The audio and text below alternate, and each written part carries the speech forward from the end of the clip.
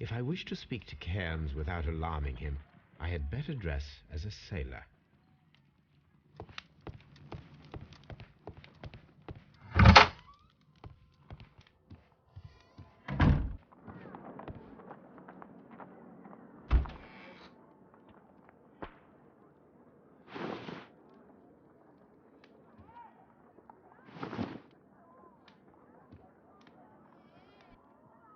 Now I can approach Cairns and see if he recognizes the pouch.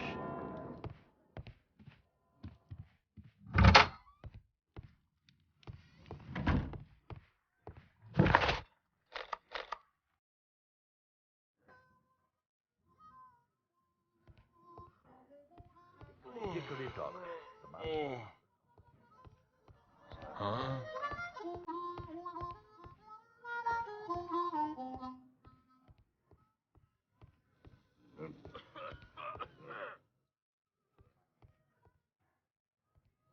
That's fine.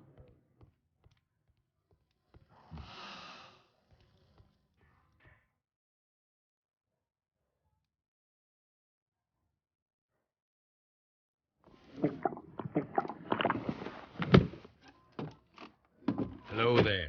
Are you Cairns? What do you want?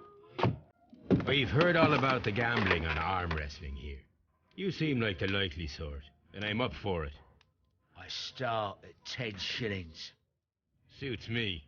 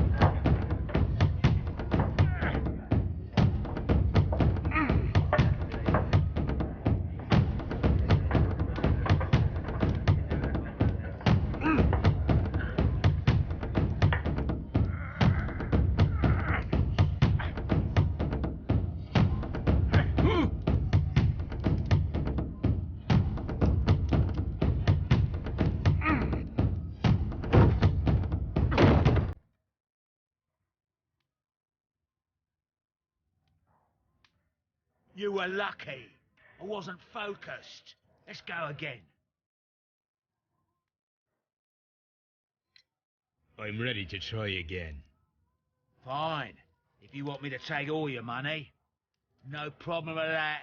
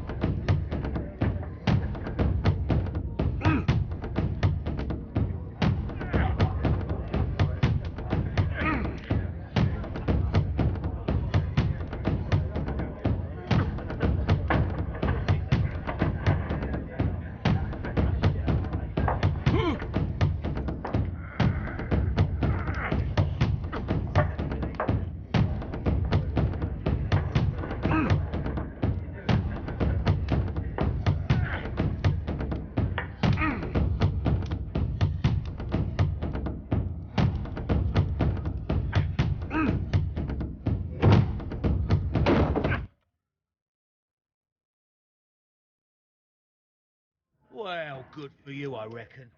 You're stronger than you look. Here's your 10 shillings. I'd like to buy you a drink. Good winner as well. That's good. Let's have a drink.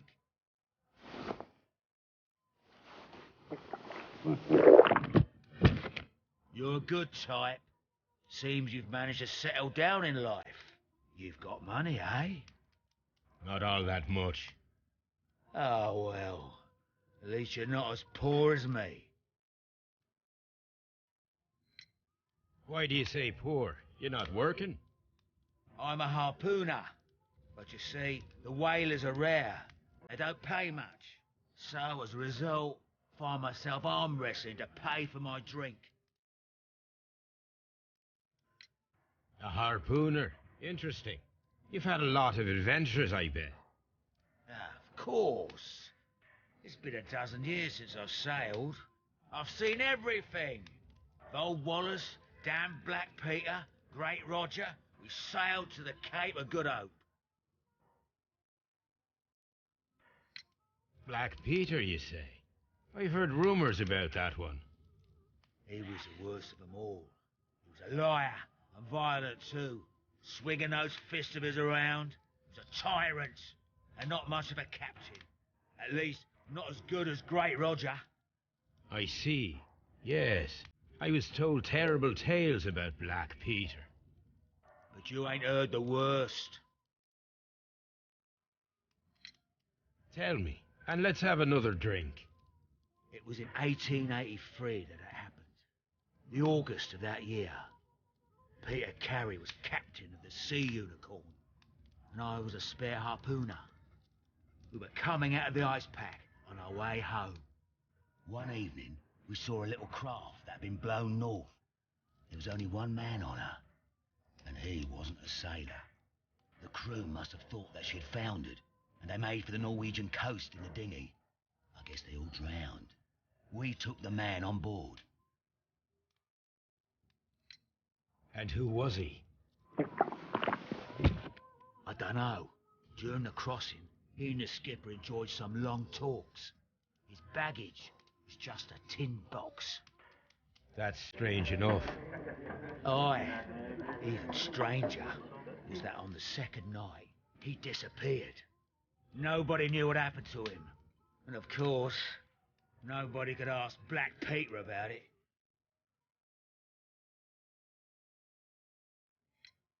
You know what happened, don't you? I do.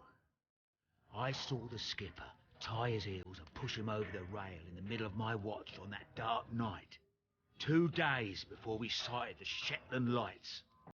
Black Peter's a murderer. Aye. Those that know him wouldn't be surprised to hear it.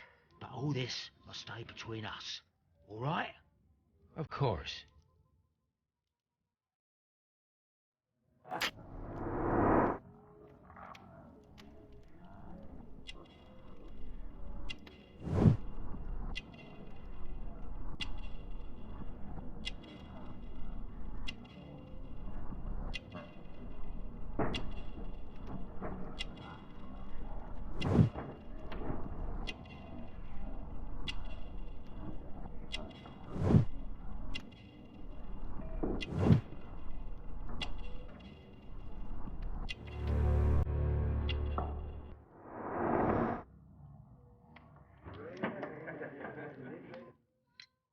Back in a second.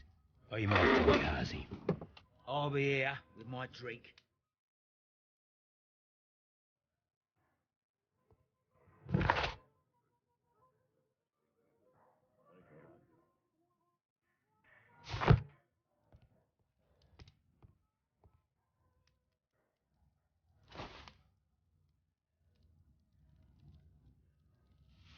Here it is.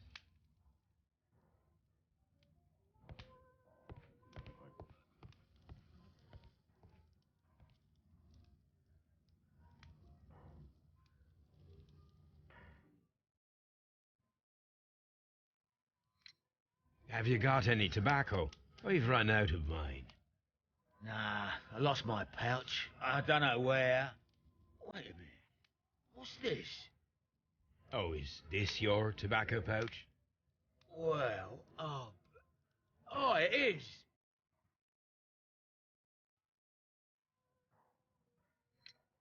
Well, I have to go now. I know a captain who's planning an expedition to Cape Cod. Captain Ahab's his name. He commanded the Pequod. He might need good harpooners. I'll tell him about you. Maybe, if you like, aye. I'm done here. It's time to leave.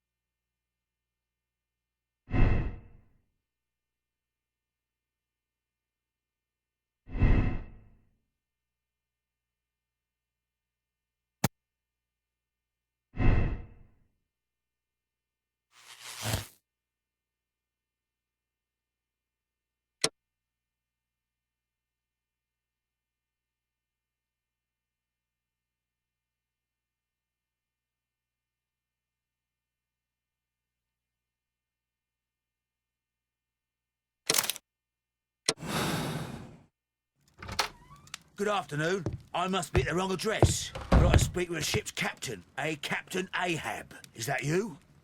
No, my name is Sherlock Holmes. That detective fella? So, you wanted to see me? That is correct. We need to talk. About what? About Black Peter, who was killed in his own hut with a harpoon. You know, don't you? Yes, How? the tobacco pouch. You recognized it. The sailor. It was you. Unbelievable. Well, fine. I confess. But if you really do know everything, you should also know that I didn't want to kill him. He made me do it. I know. Did you know about this story with the bond certificates? Did you need money? Yeah. I just wanted him to cough up a little silver. I'm out of work, and I thought maybe he could help me. Well, he refused outright, and he insulted me. I reminded him I knew all about that murder he committed at sea in 1883. Then he got mad when I spoke about his treasure. I barely just had time to throw the harpoon at him before he could jump at me with his knife. You know the truth. What will you do now? I ask that you return the bond certificates. Keep some of them. You will need them in your exile. It is better that you leave the country for a few years. And you won't say anything to the police? I will not say anything as long as you return the money. Well, I'll do as you ask. But what about Inspector Lestrade? I will deal with him. Goodbye.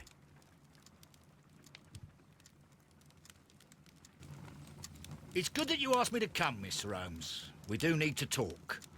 About what? What do you mean? Our case, Mr. Holmes. You sent me a message via your little thug, His name is Wiggins, Inspector. telling me that the case is solved.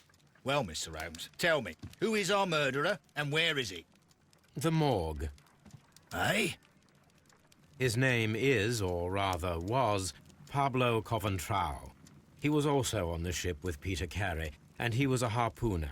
I'll tell you everything, Inspector, but do calm down. Mrs. Hudson will bring us tea and orange cake. Orange cake? You're spoiling me, Mr. Holmes. That's my favourite. Ah, Mr. Holmes. Inspector Lestrade told me that I should thank you for clearing my name. He also said that you were waiting for me here. I came as fast as I could. I cannot thank you enough. It is all because of you that this nightmare is finally over. I believe that this belongs to you. My father's securities. Incredible! But how did you get them? It would take far too long to explain. Tell me. This is extraordinary. You are a genius. Then that may serve as an explanation. Goodbye, Mr. Nelligan, and good luck. Goodbye, Mr. Holmes. And thank you. 1,000 times thank you.